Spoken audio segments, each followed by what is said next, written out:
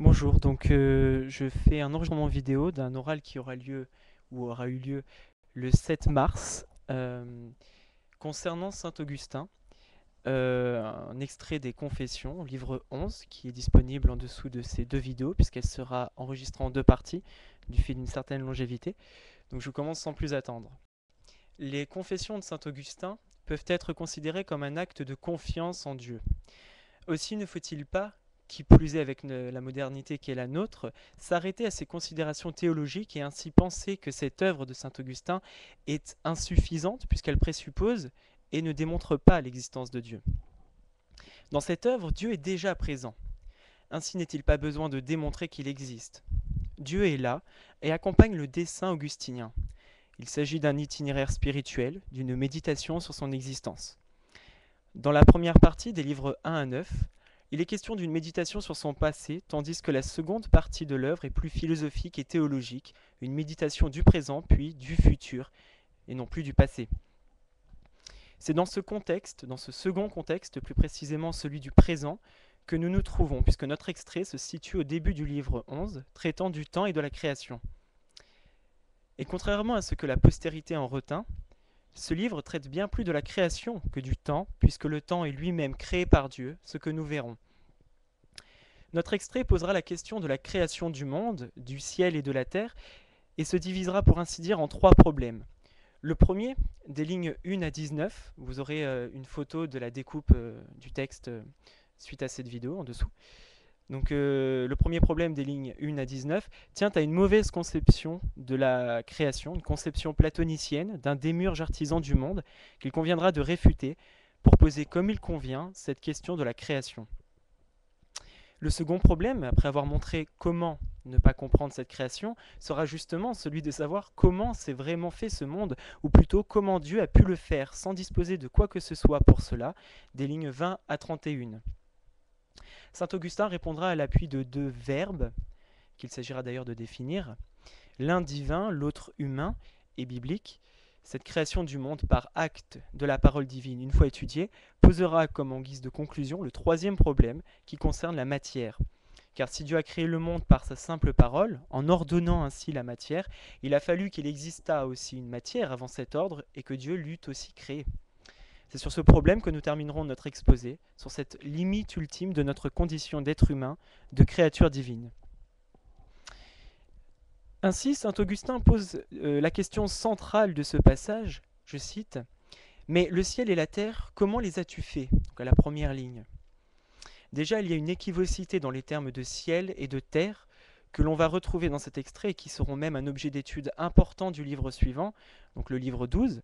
Un des titres, c'est « La création du ciel et de la terre ». Cette équivocité de ces deux termes sont déterminants quant au traitement de cette question du comment Dieu les a créés. Car de prime abord, le ciel et la terre évoquent pour nous le ciel qui nous surplombe et la terre qui soutient nos pas.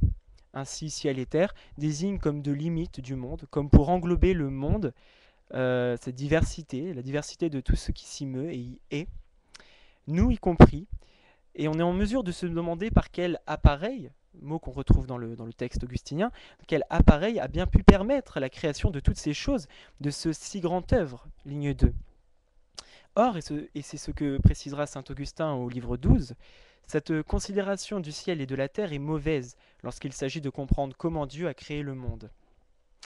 C'est l'objet de cette première partie, jusqu'à la ligne 19, démontrer que Dieu n'a pas créé le ciel et la terre sur le mode du démiurge platonicien, disposant d'une matière qu'il transforma en ciel et terre, tel un artisan. Je cite, « Tu n'es pas, en effet, comme un homme sur son ouvrage », ligne 3. Donc il faut se référer à la vision platonicienne de la création du monde, dans le Timée, dialogue de la vieillesse, en 29-50. Platon entend ce démiurge comme un artisan. Donc on peut aussi se référer au livre 10 de la République, où Platon fait une étude, une analyse de la poésie, du poète, de l'artisan, des artisans de l'art, où il exclut d'ailleurs la poésie de la cité. Ce démiurge, artisan, dispose déjà d'une matière informe, et il la façonne à partir de l'idée avec un I majuscule, l'idée souveraine d'entre toutes, le souverain bien. C'est à partir de ce modèle qu'il façonne le ciel et la terre. Et c'est ce sur quoi revient saint Augustin, je cite, « Il prend dans la matière une matière qu'il modèle comme bon lui semble », lignes 3 et 4. Pour faire ce ciel et cette terre que nous voyons, c'est-à-dire en tant que réalité matérielle, cet artisan du monde a déjà à sa disposition la matière. Il crée donc le monde, mais pas la matière ni son modèle intelligible, ce souverain bien. Platon ne décrit que la création du monde en tant que réalité matérielle. Cet esprit tout de même divin est libre de façonner cette matière, je cite comme bon lui semble, mais ce n'est qu'une imitation de ce qu'il voit en contemplant le bien, avec un B majuscule, au-dessus de lui, ce qui lui en semble. Il y a de fait un rapport de gradation, comme pour la critique de l'art dans La République, que j'ai cité, où l'œuvre de l'art, au sens de l'artisanat, est la copie dégradée de son modèle intelligible, siégeant dans le ciel des idées, je cite, « la forme que d'un regard intérieur elle perçoit en son être à elle », lignes 5 et 6. Cette forme, c'est le bien, c'est-à-dire avec un B majuscule, le modèle intelligible, accessible par contemplation, une élévation intérieure permettant d'accéder à l'intelligibilité de la forme, forme avec un F majuscule au sens d'aidos, grec, platonicien, à partir des traces que son âme, je cite saint Augustin, son être à elle, emporte. Il y a donc un problème d'antériorité dans cette conception de la création du monde, du ciel et de la terre. Car saint Augustin n'entend pas comprendre comment le ciel et la terre ont été créés au sens de la réalité matérielle, mais bien plutôt, nous le verrons plus après, au sens où la réalité est d'abord intelligible. Cette conception de la Genèse n'est pas satisfaisante à bien des égards. Et saint Augustin pose la question suivante. D'où lui vient ce pouvoir, sinon de toi, le Créateur ? Ce démiurge n'est que l'expression d'une volonté qui lui est supérieure, puisqu'il se conforme à ce bien. Il dispose donc déjà d'une réalité intelligible et d'une matière, et toutes deux, il ne les a pas créées. Si Dieu est l'unique principe de tout ce qui existe, il ne pouvait pas y avoir autre chose qui lui ait préexisté, matière, intelligibilité, ou ne serait-ce que la moindre existence.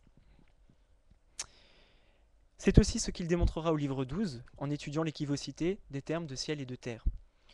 L'impossibilité et l'insuffisance d'une telle compréhension de la création du monde est exposée à la suite de cette question, dans notre extrait, ce que nous venons de dire, lignes 8 à 11, je cite, « Une forme a quelque chose qui existe, c'est-à-dire à cette matière qui préexiste à ce créateur platonicien et qui contient déjà des propriétés, c'est-à-dire cette matière, une possibilité de...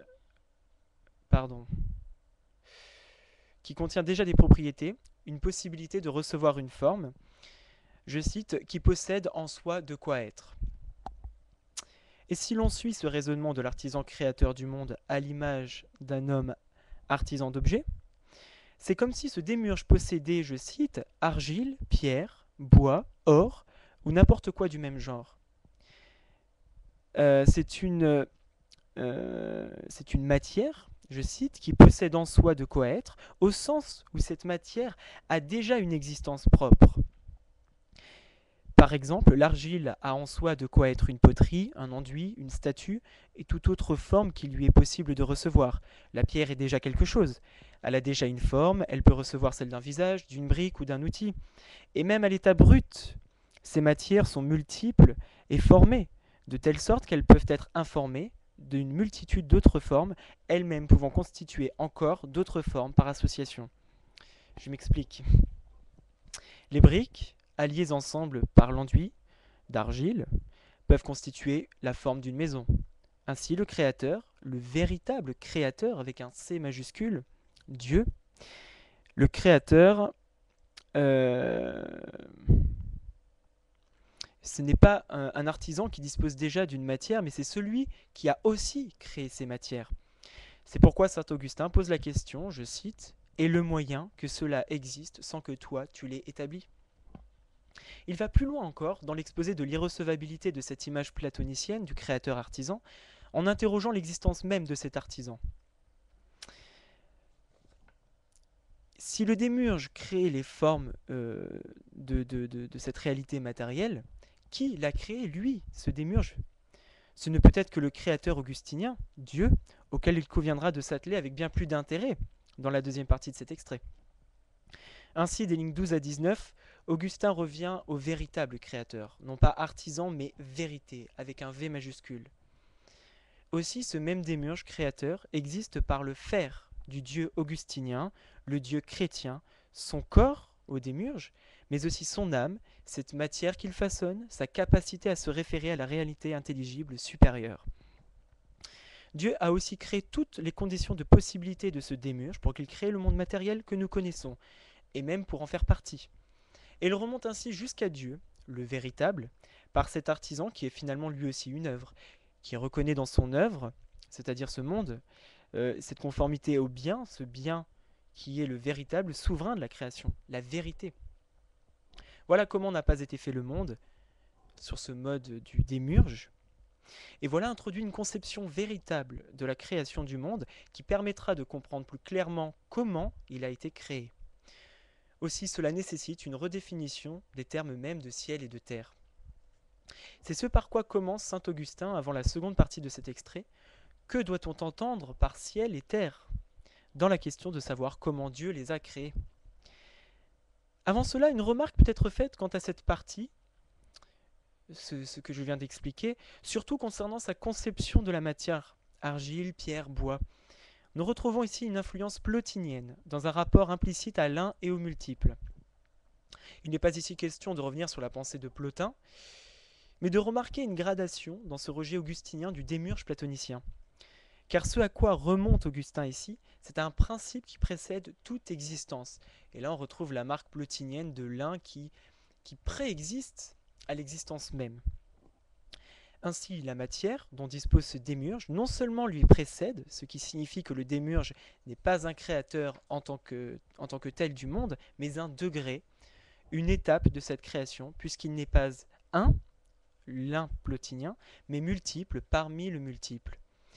Remarquons aussi que cette matière, telle que l'a décrit Augustin, est multiple, et ce n'est pas une matière absolument sans forme, telle que Plotin l'a définie dans ses Énéades, au traité 6, sur la descente de l'âme dans le corps, chapitre 6, 16, 20. Il y a une nécessité de la matière pour Plotin, dans laquelle il y a comme un réfléchissement de cet dans cette matière sans forme, donc infinie et éternelle. Je cite, « Soit donc la nature de la matière est éternelle ». Donc je citais Plotin. Et saint Augustin est pour ainsi dire plus proche de Plotin dans sa conception de la création du ciel et de la terre. Nous allons y venir dans la seconde partie de qui va suivre à cette vidéo.